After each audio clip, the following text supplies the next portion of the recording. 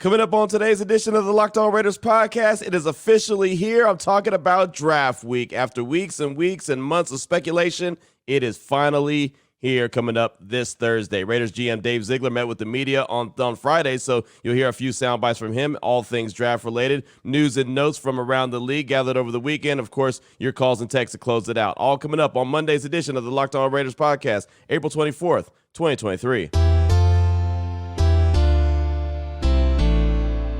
Just win. Just win. Just win. Just win. The autumn wind is a raider, pillaging just for fun. He'll knock you round and upside down and laugh when he's conquered and won. And won. And won. And won. And won.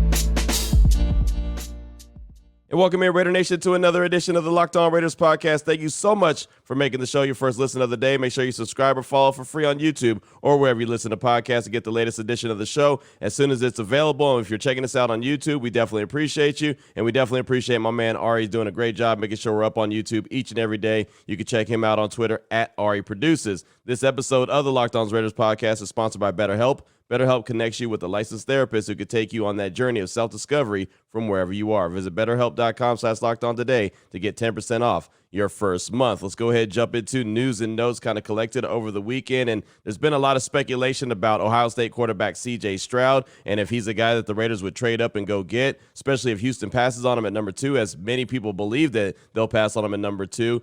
He was in Vegas over the weekend. He was at the Tank Garcia fight. And, of course, he took a picture with Max Crosby, and that spread like wildfire all over Twitter and everything. So there's even more speculation. I had a lot of people hitting me up say, hey, I don't know when C.J. Stroud met with the Raiders, but he's still there in Vegas. That's a long visit. Well, again, he was in town for the fight, as many people were from any kind of walks of life, and that's what's going to happen in Vegas all the time. But he did take a picture with Max Crosby, so it is, like I said, floating around out there. So that's leading to many speculations about could C.J. Stroud be a guy that the Raiders are looking to make a move for if Houston does not pick him at number 2, like many of us believe that he won't. Well, there's also the S2 cognition test. The results from the 2023 quarterback class are out. And it's crazy because I talked to my guy Aaron Wilson, who covers the Texans there in Houston. Talked to him a couple weeks ago about Anthony Richardson and the fact that he did really good on the S2 test. And he said, yeah, there were some guys like Bryce Young that scored really high. Anthony Richardson did well. There was guys who didn't do really well. And he's like, but I'm not going to put their scores out there because I just think it's a disrespect to them. Well, of course, in the draft process, those scores come out anyway. So at some point, it hit Twitter, and I saw it late on Friday, as a matter of fact. I believe Bob McGinn is the one who put it out, but the scores go like this. Bryce Young got a 98%, Jake Haener of Fresno State, 96%, Will Levis of Kentucky, 93%, Jaron Hall, 93%, Clayton Tune, 84%, Anthony Richardson, 79%, Hendon Hooker, 46%, and then C.J. Stroud, 18%. So had a few people hit me up and say, hey, do you think the Raiders will make a move for C.J. Stroud after seeing these test results? Well, and it was funny because my answer was, I don't even know how much the team pays attention to those S2 tests. It's kind of like the Wonderlic test, but it's just a different measurement. It's a different analytical breakdown. But it's funny because Vinny Bonsignore, he actually asked Dave Ziegler about the S2 scores and if they pay attention to that on Friday when we met with the GM. So here's Dave Ziegler on the S2 scores. Yeah, in terms of the S2 cognition test, we're familiar with it. It's not something that we currently utilize here. We use a lot of different other available tools for us evaluating quarterbacks and other positions, different psychological tests, things of that nature that we value. So I know some, what it is and some of the value of it, but like I said, not something that we currently have in place here. So as you can see right there, that's not something that the Raiders use in their breakdowns of these draft prospects. They don't worry about the S2 test. He said he knows about the S2 test. He knows what they are, what they're supposed to cover and what they're supposed to tell you, but they don't use it in their system as of right now. So there you go. I guess that answers the question if the Raiders are paying attention to it. And again, I don't take a whole lot from it. If the guy can play football, the guy can play football. I never took a lot into the Wonderlic test, not really worried about the S2 test, but I mean, it's pretty interesting. Bryce Young is at 98% and CJ Stroud at 18%. So that's obviously a huge, huge difference. Also around the league on Friday, the NFL suspended players for gambling. And the only reason I bring this up is because this is something that all these players are going to have to pay attention to, right? I mean, gambling is so easy for anyone to do. Like, I'm in Las Vegas and I don't hardly ever gamble, right? But you can gamble any time you want, right? And you could bet on games at any time you want. There's apps that you can bet on games. I mean, there's so many different ways to do it, FanDuel, DraftKings, all those different outlets that are out there. And I don't know which outlet these guys were using, but we remember last year when Calvin Ridley from the Falcons, he got suspended for a whole year. Now he's with the Jacksonville Jaguars. Well, on Friday, the NFL suspended 5 players for 6 games and a couple for the season, or suspended a couple indefinitely and then a couple for 6 games. And indefinitely just means that they have to or apply for reinstatement once their suspension is over. But it was a couple guys from the Detroit Lions, Quintez Cephas, C.J. Moore, and Shaka Toney of the Washington Commanders suspended indefinitely through at least the conclusion of the 2023 season for betting on NFL games. And they weren't betting on their own games, but apparently, at least that's what the report was, but they were still placing bets on those games. And then also Stanley Berryhill and Jameson Williams of the Lions are suspended for the team's first 6 games of the 2023 season. And the reason that this is really kind of a big deal is because of Jameson Williams. Jameson Williams, remember him, he was a big-time wide receiver out of Alabama as a high draft pick just a year ago, didn't get to play because of injury, but he was going to be expected to be a big-time player for the Lions, so all of a sudden he's going to be out for the first 6 games. So how does that change their draft strategy now? Remember, they're picking at number 6 right before the Raiders. I'm assuming that they're going to go defense, but now with Jameson Williams out, maybe they're looking for a big-time wide receiver there, right? Maybe that changes their draft strategy. It's funny, I was trying to hit up a couple guys covering the Lions on Friday just to ask them a couple questions about that, and then also just what they thought about the Lions, what they're going to do in the first round of the draft, because they have a couple draft picks. I couldn't get a hold of anybody that covers the Detroit Lions just because this news had broke out, and all of a sudden that was a major, major deal. So I found that to be pretty interesting. But, man, that's going to be something that all these players, no matter what team you play for, where your team is located, everyone's going to have to pay attention to. It is so easy to bet on games now, and I don't know why. I was actually joking about this at my buddy's house on Saturday night. I was like, I don't know why these guys even bet at all on their selves. Like, just give the money to someone else, have someone else make the bets for you and just roll with it like that. I don't even know why they bother with that, because they know the NFL is going to be paying attention. They know they're going to find out if they're betting, where they're betting from. Like, they're not allowed to place bets while they're at the facility, while they're in the parking lot, while they're on the team plane, while they're in a team hotel. I mean, they have to literally be super far away from the team. So why even take the chance, right? I don't have any idea why they don't just let someone else make the bets for them. But that's just me, right? So maybe it's not as easy as it sounds. Like I'm trying to make it, but. That's going to be something that's going to have to be paid attention to, because you're going to start to see more and more of that. I thought that after Calvin Ridley last year, more guys would make sure that they don't do that, but it seems like that is not the case. So that's what I got for you for segment number 1 of today's Locked On Raiders podcast. Just a little bit of news and notes. It's kind of quiet. There is a little bit of scuttlebutt about a potential Derrick Henry trade from the Titans to the Philadelphia Eagles. I don't know if that's real or not. That's something that I'll pay attention to. I saw some people like Pro Football Talk, Mike Florio and company, shoot that rumor down and said, no, that's not real. That's not really happening. But we do know the Tennessee Titans and the Philadelphia Eagles have made draft day trades before. A year ago, they made the trade with A.J. Brown. So could they potentially move on from Derrick Henry and trade him to the Eagles? Possibly. It was something I saw, I believe, on Saturday. I noticed it. So just something to pay attention to as the draft unfolds on Thursday. If anything's going to come from it, I'm sure we won't hear about it until the draft day, and maybe when the Eagles are on the clock at number 10, maybe that's a move that they make, or maybe when the Titans are on the clock at number 11. I don't know, but it's just something to pay attention to, and just know it is a little rumor and a report that's out there floating that Derrick Henry is going to be traded from the Tennessee Titans to the Philadelphia Eagles. So we'll wait and see about that. But what I do know, coming up in segment number 2, I got GM Dave Ziegler.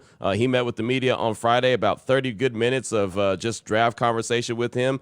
You'll hear some of the sound bites. I got enough sound bites really for a couple days, so you'll just hear a handful of sound bites coming up in segment number 2, just really talking about the process and talking about the offensive side of things when it comes to the quarterback position. That'll be what we do on today's show. That's coming up in segment number 2 after I tell you about today's sponsor, and that is BetterHelp.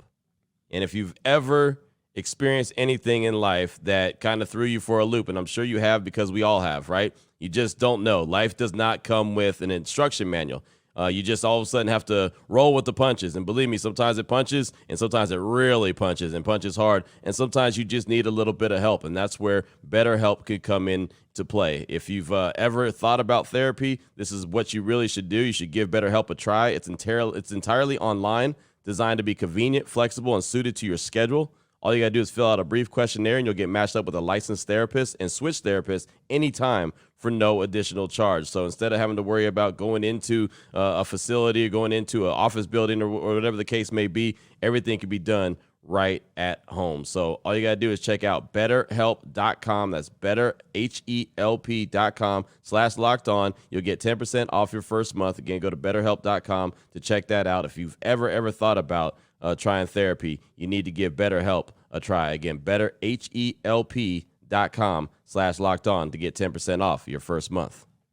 All right, Raider Nation, here we go. Segment number 2 of today's Locked On Raiders podcast. Want to just do a few little breakdowns here from Raiders GM Dave Ziegler. He met with the media on Friday. That's the mandatory meeting where all the GMs across the league have to meet with the media. So they did theirs availability on Friday. Good 30 minutes. Thought it was some really good stuff. So really going to kind of break it in half here. Just talk all things the process, where the Raiders are in the process, and kind of really focus in on the quarterback position, because we know at some point the Raiders are going to get a quarterback. I do believe in this draft, even though they do have Jimmy G. So let's go ahead and jump right into it and start off with just about the process. As I mentioned, where is the team right now as far as the process goes? Here's Raiders GM Dave Ziegler. Still working. Yep, and we'll work up until the day of the draft. And so I wouldn't say it's it's not necessarily a paralysis by analysis type of thing. It's not, hey, let's watch 4 more games on this specific player. It's more at this point we have the board in some pockets, and there's some groups of players at different parts of the board. So it might be, hey, let's take a look at these 3 players or these 4 players.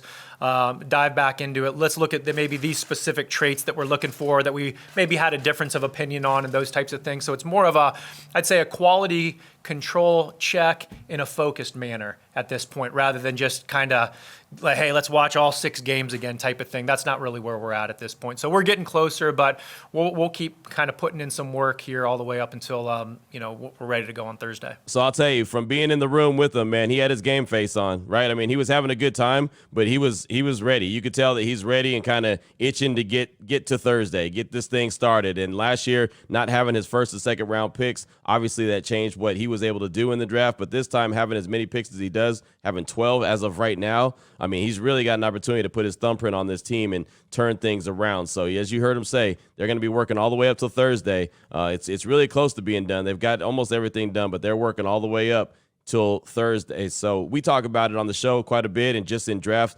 conversations in general, right? We always talk about best player available in position of need, or if you're a team that needs a quarterback, you got to go and make the move to go get a quarterback. But what is Dave Ziegler's philosophy when it comes to drafting players? Here's Dave talking about that. We talked about it last year. We're focused on taking the best player available. I think, where our roster's at, and our want to improve competition at every position, and that leaves us open to that. Now, I would also say, and I would caveat that by saying, when you talk about best available player, there's a lot of different things that encompass that. It's not just tape. And so it's the best fit for the Raiders. And there's different things that go into that, whether it's, the football intelligence piece, football character. There's different things that go into that, that makes that player the best available player for each individual organization. I think that sometimes can get lost.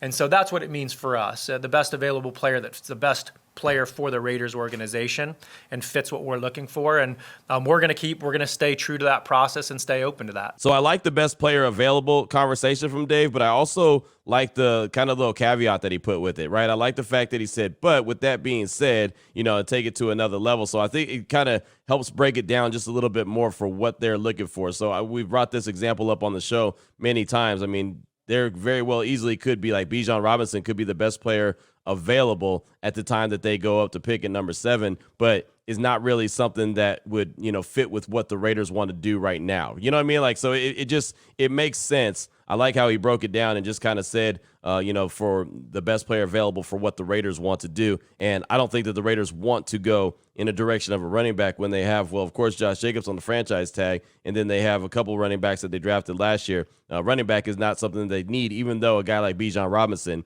is so stinking good and could be such a weapon. I'm so interested to see who drafts him on Thursday, because someone's going to take him on Thursday. I just don't know if it's going to be early or if it's going to be later in round one, but somebody will be picking up a heck of a player in running back Bijan Robinson. So what's the priority? Without coming out and saying, okay, this is going to be the player that we're trying to target at number 7, what is the priority? Here's Dave Ziegler talking about the priority for the Raiders at number 7. I think the priority is finding someone that's going to have an impact. You want to find a starting level player at that spot. There's no doubt about that. And I think along with that, you want to find a player that fits hopefully fits a need that you have. Right? I mean, we're going to look at the best available players, but we also have a lot of places on this team where we can add competition and we can add people that can help our roster. And we want to find a player that fits what we look for in a Raiders player. We want to find someone that has a passion for football. We want to find someone that, is someone that has some upside, that has some explosiveness to their game, that can impact the game in a positive way. And that's going to fit our organization, I'd say, and have a positive impact on the organization as a person too. So those are some of the things that, we'll be dialed in on. So I love that answer. And the reason I do is because it leaves it open for so many different options, right? I mean, it's not like it's just, okay, it's got to be an impact player that's going to play immediately, right? Someone hit me up on Friday when I was on my radio show, Unnecessary Roughness on Red Nation Radio 920, and said, well, there goes the Raiders getting a quarterback at number 7, like you think that there could be a chance of, because he said that he wants an immediate starter. Well, he didn't say he wanted an immediate starter. Right? He said he wanted someone that has that could be an impact player and a starter, but he didn't say it has to be immediately. Did not say it has to be day one. Like, a lot of times you'll hear things, but you won't really hear things unless you really lock in. So if you go back and listen to what he said, he didn't necessarily say it has to be an impact player, impact starter right now. It just has to be someone who they believe is going to be an impact player, impact starter. That means that they could be, a guy on defense that could start day one and be that guy. Or it could be a quarterback if one fell to their lap and they liked him, they went with him, then he could be a big-time player maybe a year from now, right? But it leaves all the options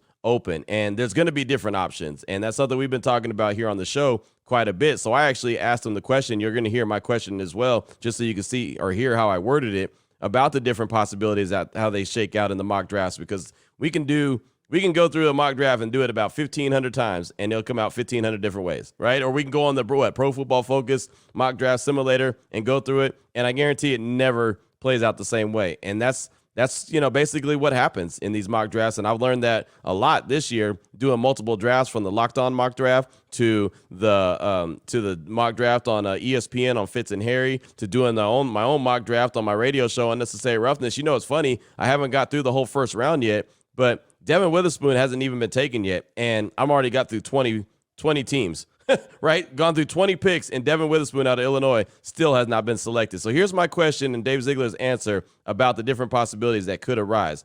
Check it out. What's the process like? Because we all do the mock drafts, and we all have different opinions, and it always plays out differently.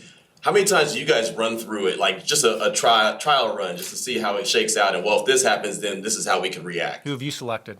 Many different players. Yeah. Many. That's a kind of when we're going through our draft meetings.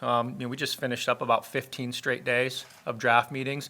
Those conversations are fluid as you're going through the board, you're going through different positions, you're looking back at the order of the draft and how things will fall from a strategic standpoint. And so it's I wouldn't say it's as much for us as like, we're going to structure it this one day and we're going to work through a mock process. Some people do that. Ours is really fluid. I just came down from a conversation in that regard. And so it happens as you're going through the board and you're going through the positions and you start to look at the board, I'd say from a horizontal nature, you start to have those things start to pop up organically. And you have a lot of those conversations. So it's funny. I don't know if you heard him right there. He said, who did you pick? And I didn't. I just said many different players. But at the end, when it was all said and done and all the cameras were off and everything, I did tell him, well, in one mock draft, I had Anthony Richardson, who fell in my lap, so I just took him. And then another one, I had Devin Witherspoon. And he kind of gave me the, good good, whatever. You're like, oh, those are good players or whatever. I mean, he's not obviously not going to tell me like, yep, that's what we do. He's never going to do that. But that's why I didn't give him the answer of who I selected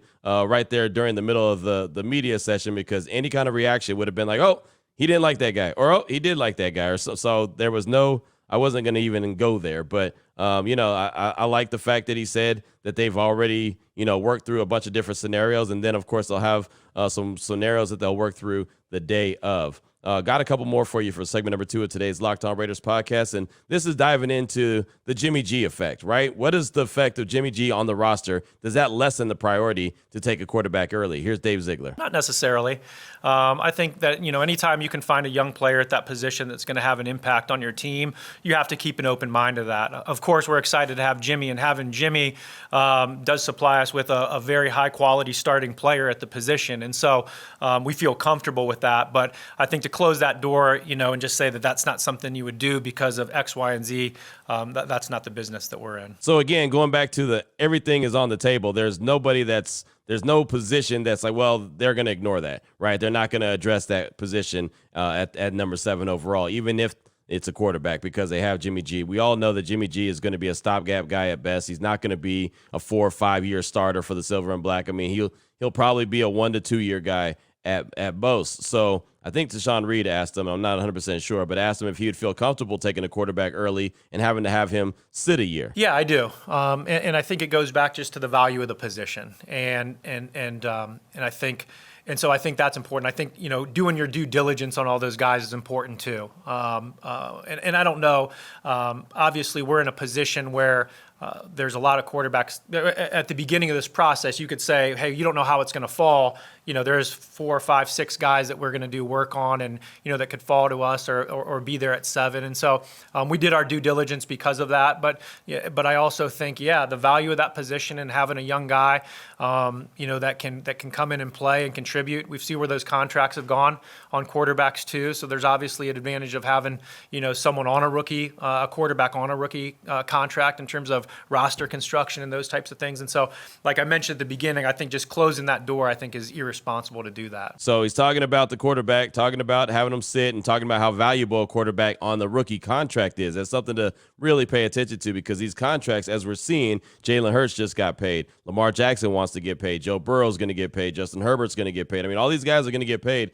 So it is very valuable to have a quarterback on a rookie deal. And it's funny, as good as Russell Wilson is, when he won, he was on a rookie deal. Oh, after he got paid, they never won, right? And so who knows what's going to happen in Denver with him having that big fat contract. But those quarterbacks on a rookie deal are very, very valuable, which is, again, the big mistake that I thought that Philadelphia made when they went and got Jalen Hurts. They should have got him in the first round instead of the second round, so they could at least got that 5th year option on him and had another year of him. And that's what I think is going to end up happening with Hendon Hooker. I think he's going to end up going in the first round just because a team rather get that 5th year option on him. Finally, the last soundbite I got for you for segment number 2 of today's Locked On Raiders podcast, GM Dave Ziegler, his media session that he had on Friday with us at the Intermountain Healthcare Performance Center, was if he'd be open to having a quarterback competition.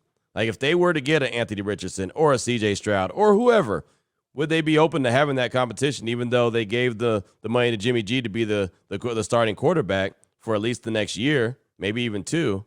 Would it be something that they would, be open to coming to training camp, all of a sudden having a competition between the two guys where the rookie might beat him out, similar to what Derek Carr did when he was drafted in 2014 and beat out Matt Schaub in that 4th preseason game? Yeah, I think we're open to having competition at the quarterback position and every other position on the roster. I think that we're never going to close the door on that. Just philosophically, the way that Josh and I believe that we're going to build this roster is we're going to any opportunity that we have a chance to improve the competition, and if that means it's at the quarterback position and there's a competition there, we think that brings out the best of our players. And so I think that's why we wouldn't close the door on I talked about some of the different reasons we wouldn't close the door on that specific position, but I don't think we'd ever look at it, necessarily and say, hey, just because this one player's here at this position, that we have to cancel ourselves out of, drafting another high-level player at any position on the roster. There's GM Dave Ziegler talking about he would be open to a quarterback competition, and that's really probably the only way it should be.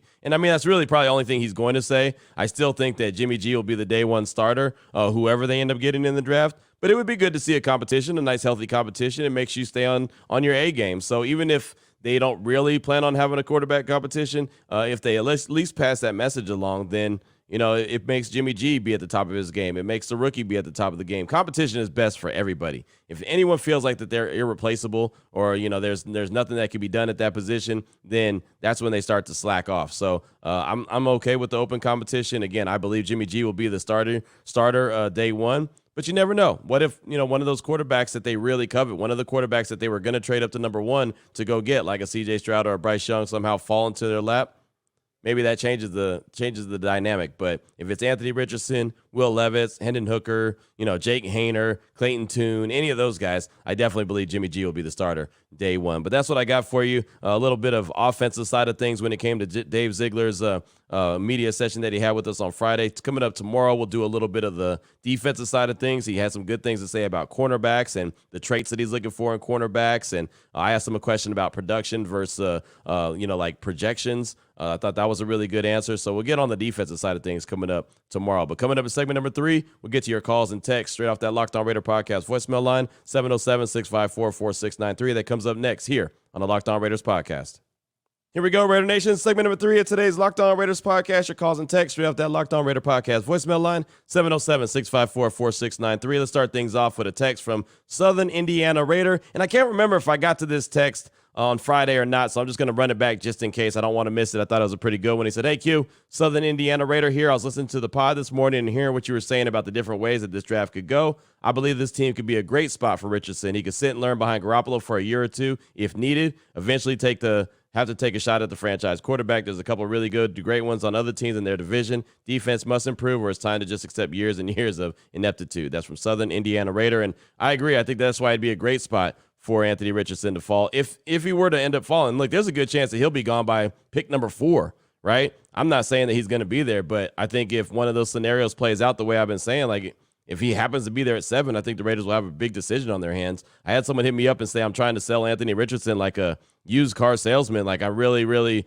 am pounding the table for him. I'm not. All I'm actually doing is saying if the scenario arises like it did on the Fitz and Harry mock draft, well, all of a sudden I'm sitting there and it was, wow, Anthony Richardson, Christian Gonzalez, Will Levis. I have the option of all those guys. I could have gone Christian Gonzalez, which was corner, but it just felt like, man, that quarterback. I had to take the shot. It might have been the wrong move, right? He might end up being a bad quarterback when it's all said and done. I don't know. But, man, if it falls in your lap like that, sometimes you got to take the chance. That's why I did it. I'm not saying that that's how it's going to happen at all. Most likely, none of those quarterbacks. Most likely, the Raiders won't even have to worry about a decision on the quarterback at number 7 because they'll probably already all be gone. Right? There's a good chance Bryce Young will go 1. There's a good chance, even though everyone's saying out of Houston that they're going to pass on Stroud, I still think there's a good chance he goes number 2. Easily, I could see the Colts taking Anthony Richardson or even making a move at Will Levis. I mean, those guys can all be gone by the time the Raiders get on the clock at number 7. So it all could be for nothing, but it's just one of the scenarios that you have to think about because anything could shake out depending on how the board falls and who makes a move. Who's going to make a trade? Is someone going to trade with the Cardinals? Very easily could do that as well. So I can't wait till Thursday to get here so he can answer the questions for us that we've just been wondering what it's going to look like. Up next, I got a call from Sucker Free Raider. He's calling to talk about the mock draft that I was a part of with the Locked On Podcast Network, and he thought about what I did. Here he is, Sucker Free Raider. Hey, what's up, Q? Sucker Free Raider. Just got done listening to all the NFL mock drafts that you guys did on Locked On NFL. I thought it was kind of dope. Congratulations on the move you made and, the pick you made, too. I thought that was cool. The whole time I was listening to it, though, I couldn't help but wonder, kept thinking about what happened last year with y'all when you did the picks. And thought it'd be a really dope idea to, maybe next year have an episode before that actually recaps, see which picks you guys made that actually came true, see who was way off, see what players that you did pick, what they did that year, that'd be kind of cool, like an episode that kind of recaps everything, you know what I'm saying? But anyways, man, the real deal's coming Thursday, so we'll see. All right, Go Raiders. Thanks so much for the call, my man. I appreciate you. I thought I did pretty good. I did have a listener over the weekend. It was pretty funny that hit me up, and he was very angry. I mean, literally, like very angry. I think he sent me like 4 or 5 tweets about how angry he was that I didn't demand more from the Eagles. I thought I did pretty well. And it's funny, when I responded to him on Twitter, I said, look, I moved back. I got a 3rd-round pick. Well, actually, when I went back and looked at it, I didn't get a 3rd-round pick. I got a 2nd-round pick. So I ended up moving back from 7 to 10, which is only 3 spots, and I ended up with the number 62 pick, and that's in round 2. So that gives the Raiders 6 picks in their first 109, and I got a 2024 4th rounder, and I only moved back 3 spots. So I thought, and I still got a hell of a player in Devin Witherspoon. So I thought I did pretty good, but my man was irate. He was like, you can never turn around the team. You're a terrible NFL GM, and I had fun with it. I was like, you're right. I will definitely never play the role of an NFL GM again. I'm definitely sorry for that. I mean, I had a lot of fun with it going back and forth with him, but he was like angry that I didn't demand this or I didn't demand that. So maybe I didn't demand enough, but I thought I did all right. But my guy did not believe I did. He was hot. Man, how could you do this, Q? You are a disgrace. He basically let me know I let the whole fan base down. I was like, dang, it's only a mock draft. I didn't know it was that serious, but apparently it was. Another reason I'll be glad when Thursday hits, because then we could talk about what the Raiders did instead of what maybe I would do or what you would do if you had the opportunity. So thank you so much for that call. I do appreciate you.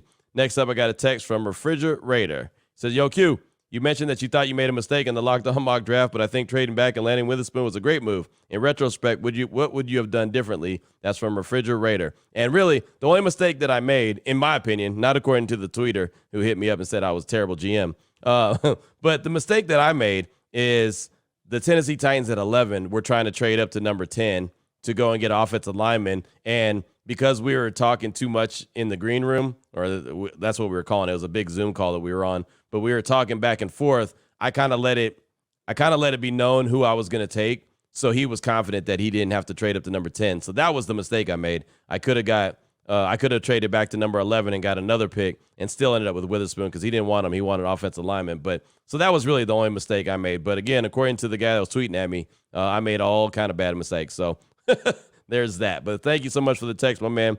I do appreciate you.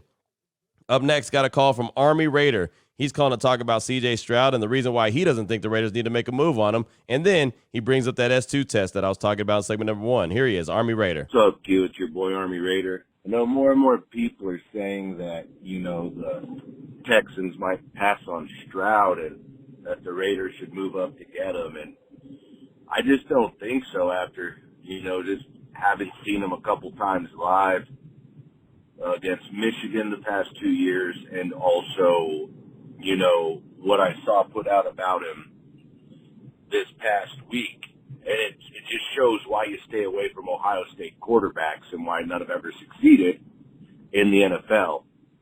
On the cognition test that tests, decision-making, what was that test called? The S2 cognition test that is processing and decision-making, C.J. Stroud scored at 18%, which was by far the lowest. The second lowest of this year was Hendon Hooker at 46%. Bryce Young, for example, was at 98%. Hell, even Anthony Richardson right there at 79%.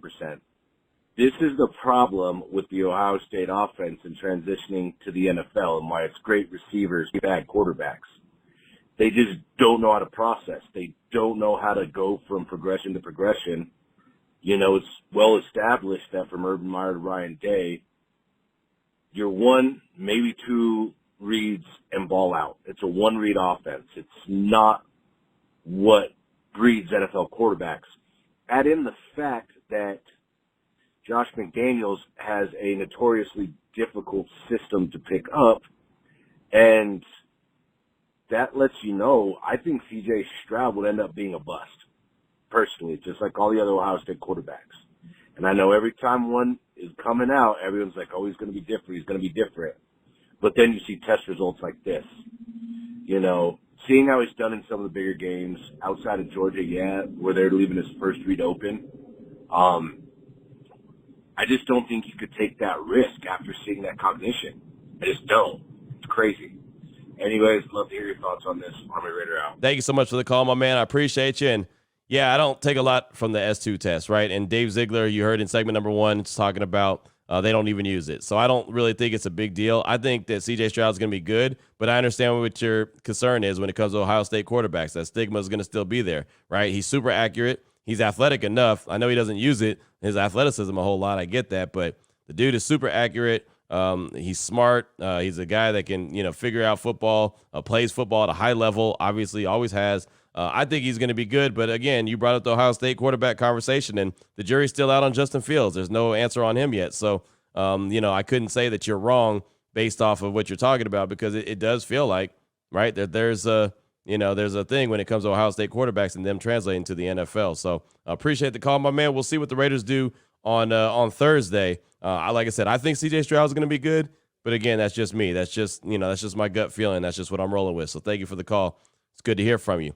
Next up, got a text from Tadrees in New Jersey. So what up, Q? Tadrees from New Jersey. Question for you.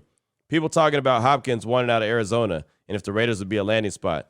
How would that look to you? 2 alpha dogs. Would Adams like that, or would they be like Rice and Brown in the early 2000s? Rich Gannon, Jimmy G, Jerry Rice, Devontae Adams, Tim Brown, D-Hop, Charlie Goddard, Josh Jacobs. I don't know. Thanks for all you do, Q. You may not be able to say Mel Kiper Jr. the way you want, but you could always say our Go Raiders. That's from Tadrees in New Jersey. Thank you for the text, my man. I appreciate you. And I think the offense would be amazing, right?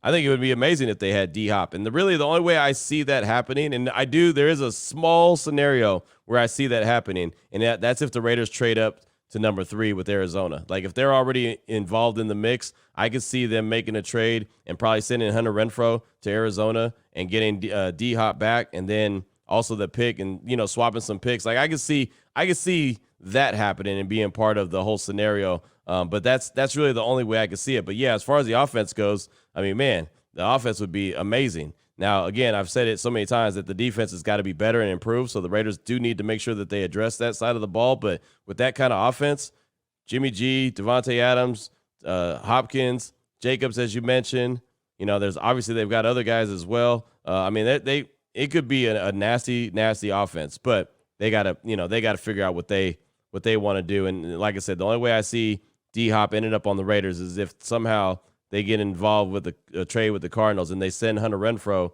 to Arizona and get D-Hop back, and then they work out the trade as far as the draft picks as well. That's the only way I can see that happening. But that's just me. Thanks for the text. I do appreciate you. Got time for one more call. We'll take it from Logan from PA.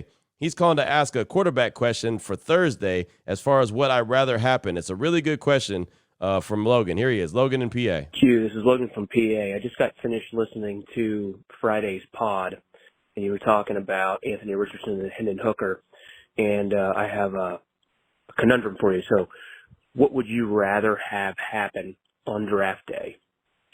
Would you rather the Raiders, assuming all these things are available, trade up to 2 or 3 to get C.J. Stroud and give up future draft picks? Would you rather them stay at 7 and draft Anthony Richardson? Or would you rather have them trade back and acquire draft picks to, say, maybe 17 through 19 and draft Hendon Hooker? So would you rather give up draft picks to get CJ, give up nothing and get AR-15, or be able to move back and get Hooker? Thanks, Q. Keep it up, buddy. Thank you for the call, my man. I appreciate you. And it is a really, really good question. You can trade up and go get C.J. Stroud. You can stay right there where you are and get Anthony Richardson, or you could trade back and end up picking up Hendon Hooker.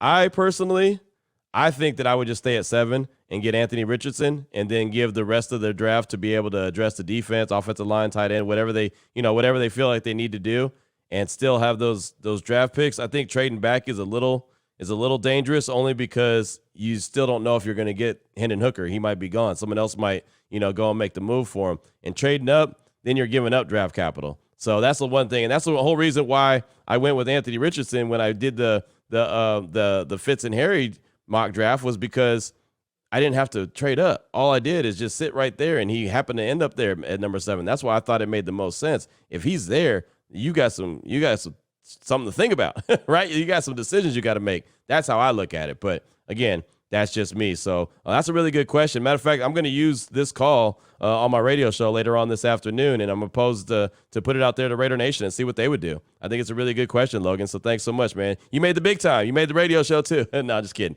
But I do appreciate you, and I am going to use that call later on this afternoon. But that's how I'm rolling. I'm gonna stay at 7 and pick Anthony Richardson. That'll be my call. We'll see what happens, and if I get some really good responses, maybe we'll put it on the show tomorrow as well. So, matter of fact, that's gonna end it for today's show. Logan closes us out on a high note. We do appreciate that.